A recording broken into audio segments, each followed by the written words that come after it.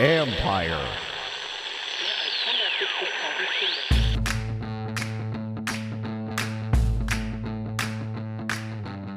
Hello and welcome to my podcast. Do me a favor, subscribe to the John Conn Report wherever you get your podcast. You're watching on YouTube, hit that like button, hit that subscribe button. You can find us there as part of Empire Media. That's AMPIRE. Always much appreciated when you tune in. And as you know by now, you can become a member of the show. We appreciate all of you who have done so thus far, and we'll continue to give you content. We have a few videos up now, going to be getting more up very, very soon. And after they announced the full coaching staff, I'm going to do another private Zoom for the gold members, and then that becomes available for the other members after we record it. So more to come. Also, you can read my work on ESPN.com, as I believe you should know. Anyways, I got a few notes and things for you today. Not going to spend a long time talking, which, probably sometimes is not a bad thing, because there are a few things to say. So I don't want to say there's not as much, because there are more. And I'm kind of going back over that press conference from the other day, the introductory press conference with Dan Quinn.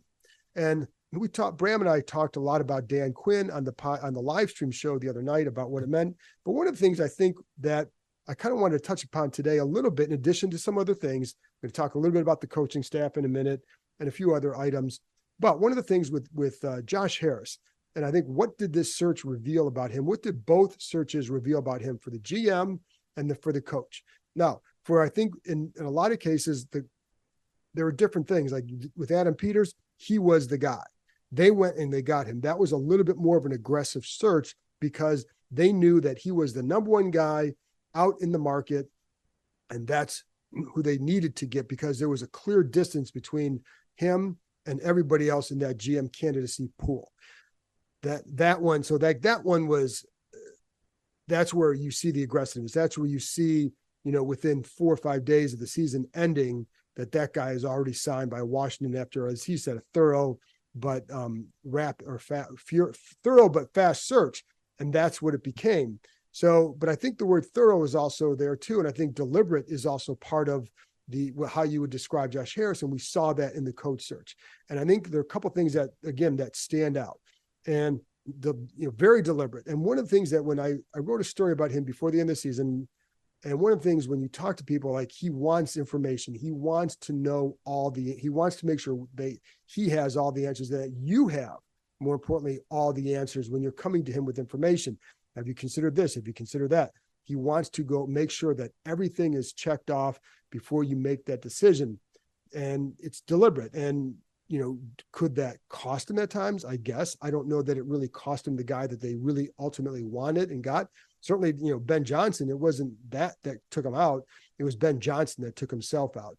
And I'm not so sure after the interview process that Ben Johnson would have been the guy anyways, just because I think Dan Quinn, just how his interview was. But we don't know that. But my point is, it was deliberate. And it wasn't, I think one of the other things you see is he wasn't going to cave to public pressure or to public sentiment and to public narratives.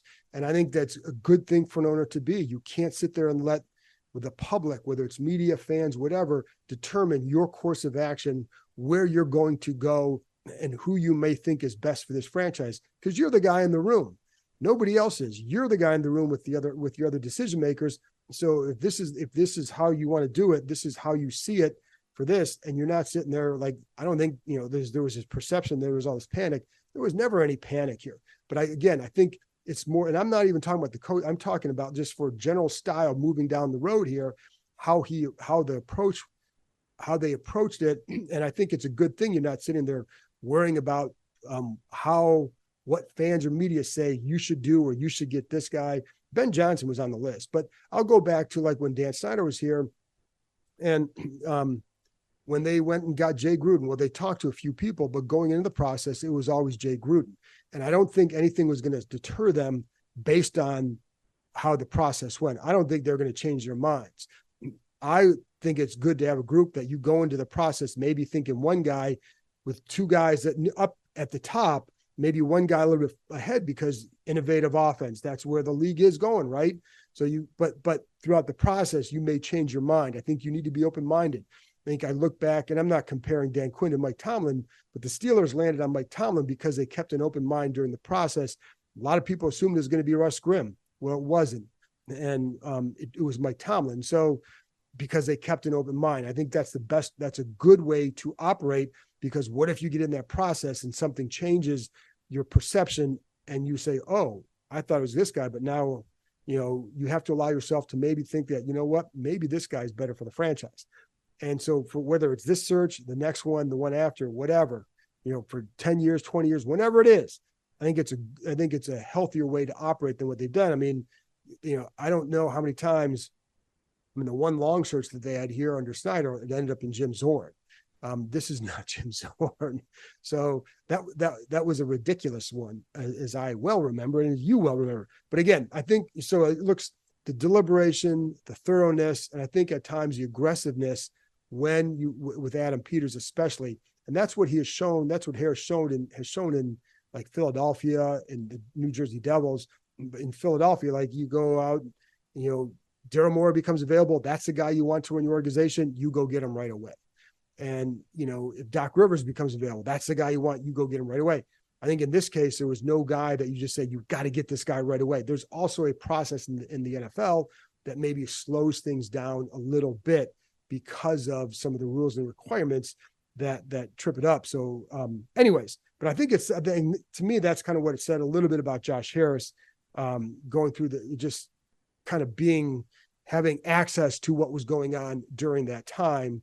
And, the other thing, hey, listen, you go back to like Steve Spurrier, Snyder had to have him. There was no thoroughness to it. There was never like I remember when Spurrier went through his interviews with another team, it may have been Atlanta, and they didn't want him because part of the problem they had with him, he could not answer, hey, who's your staff? Who's going to be on your staff? That's a big question.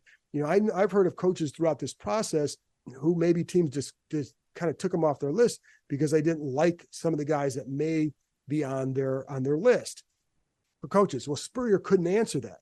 That's a red flag to teams. They took him off the list. This team didn't care because the owner only wanted Steve Spurrier. That's the guy, and that's the guy I got to have. And maybe other GMs would say, yeah, that's a great guy, but you still need to know after going through the process, like, you know what, maybe he's not the guy because he doesn't know X, Y, Z, ABC. And yet it didn't matter because this guy had to have him. And so I think it's good when you have that deliberate, thorough approach, because it can usually end up on a better solution than where you would have otherwise.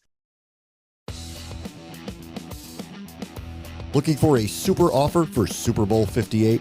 DraftKings Sportsbook has you covered. You bet on the big game and turn $5 into $200 instantly in bonus bets. Download the DraftKings Sportsbook app now. Use code KEIM, K-E-I-M. New customers can bet $5 to get $200 instantly in bonus bets only on DraftKings Sportsbook, an official sports betting partner of Super Bowl 58 with code KEIM, K-E-I-M. The crown is yours. Gambling problem? Call 1-800-GAMBLER, or in West Virginia, visit www.800gambler.net. In New York, call 877-8-HOPE-NY or text HOPE-NY. In Connecticut, help is available for problem gambling. Call 888-789-7777 or visit ccpg.org. Please play responsibly. On behalf of Boot Hill Casino and Resort, 21 plus age varies by jurisdiction, void in Ontario. Bonus bets expire 168 hours after issuance. See dkng.com/football for eligibility and deposit restrictions, terms, and responsible gaming resources. I think what we saw with Adam Peters is the more you're around him, the more I understand why he likes a guy like Dan Quinn. I think there's an understanding of how to work within an organization and a desire to do that. You have Quinn he was at a different point in his career than he was earlier, where he had more power. Now it's like, I don't think, you get to a point where like, you don't need the power. You want to coach and you want to win. And I think that's an important distinction in this situation. I also think when you have a young GM, it's probably good to pair him with an experienced head coach. I know it's worked in San Francisco with Shanahan and Kyle Shanahan and John Lynch. Kyle has been around the game quite a long time, but I think in this situation, I do think it's a good thing that that Peters is paired with a veteran coach. But we don't know how it's going to go, and we don't know how it would have gone otherwise. But I do think that's not a bad thing for them to have, because what Quinn has done in the past, what the Commanders want is what Quinn has done, which is help build an organization. It's not just about anything else other than that. It's about building the organization. And again, to me, it starts Harris, Peters, Quinn. It's those three at the table the other day is why the franchise has a chance. Not one guy, it's three guys. Because if you just have the one, Joe Gibbs was here, it was one guy, and it didn't work the way that people maybe had hoped in the past, because that one guy needed more help from the other two. Well, the other two couldn't provide it. So you could only go so far with Joe Gibbs, and 2 playoff seasons in 4 years is like a freaking dynasty here under Snyder. But you have to have the three guys, that holy football trinity in an organization to make it work. And now that fourth one, of course, is the quarterback. Because if you don't just, it's not just about the coach here, it's about the setup in the organization. And that's what it is. And the other, the funny thing is too, when you look at the alignment part, you listen to Dan Quinn, and he's a guy, he talked about at the press conference about how he's good friends with Steve Kerr, and he sees how it was with him with Bob Myers, of course, who's in, when they were at Golden State, and the importance of that shared vision to a championship setup. And again, not that others wouldn't have seen that, but this is what they liked here. And the other thing that I like that we hadn't really gotten into is with, what style of defense it is, and is it 3-4, 4-3. And the thing that I like is that what Quinn said, attitude and play style. It's really not about what's the scheme, because the scheme, there are only so many ways to run each of these schemes.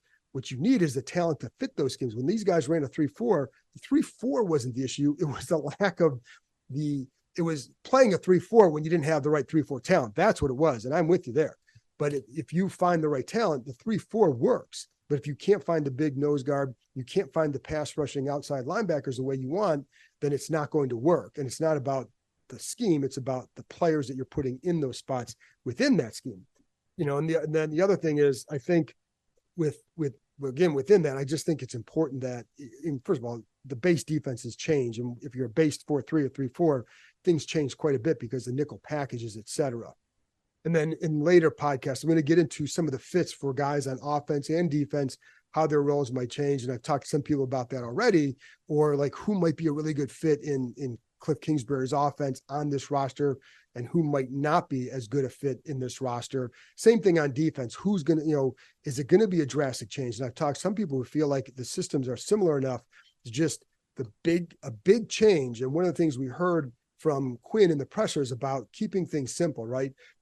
A big criticism here with Del Rio was, and even from coaches in the building, was the worse they played, the more layers you put on that defense, and the more like there were so many rules and changes to those that it prevented from guys from really playing fast. And that's one of the things I think it's important here with Quinn, is that you play good defenses, play fast. And it's usually not because of scheme, it's because the rules within there.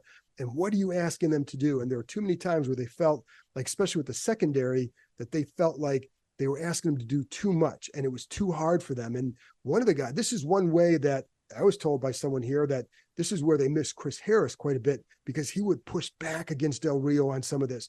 And it's like, hey, these guys, you're asking them to do too much. They can't do that. And Del Rio might listen to him. Well, that didn't exist last year. And so with each subsequent week, it seemed like the struggles, then it became add more. And then by that point, you'd see these breakdowns and like, how is this always happening? Well, sometimes it's just that. And so I think if Quinn can get them, that's one of the things I've heard about his defense, is he doesn't have as many layers to it, which allows you to play a little bit faster. And that's obviously always a good thing, because good defenses play fast. So that was a big thing. And then one of the other things we talked that people ask about is the scouts and all that. Well, I think you heard in there, the scouts are going to be here. The front office is going to stay the way it is through the draft. Now, after that, I don't think there's any guarantee what's going to happen, because typically if you bring in a new staff, the scouts get changed after the draft. You want to keep them that long. The front office, we still don't know the full setup yet. We know that these guys are sticking around. For how long, we don't know. And again, through the draft, it certainly sounds like, and then it's like, okay, who proved to you that they should stick around? That's kind of what it's going to be at this situation. And then with the coaching staff, and I dropped some nuggets on there for the members yesterday morning, but with the coaching staff, my guess is we're going to see some movement over the next few days with some hirings and then filling out the staff probably by Monday or Tuesday. Would not shock me if there's a press conference. I think, let's say, I'm going to say probably next Tuesday or Wednesday with Kingsbury and Joe Witt, and then having maybe all the assistants available to the media. And so I think that would not surprise me if that's like next Wednesday or so. So that staff will be filling out soon. And, that's going to be the next big thing for Quinn, because again, I can sit here and tell you how much people like this hire, but if you don't fill out the staff right, and the next big hire is offensive line. And if you don't fill all this stuff out right, it's not going to go as well. And then quarterback. So anyway, folks, that's it from me. I just wanted to kind of update you on some of that stuff and just some extra thoughts that I had. So I appreciate you tuning in. I'll be back on Friday morning with another episode. So I'll talk to you next time.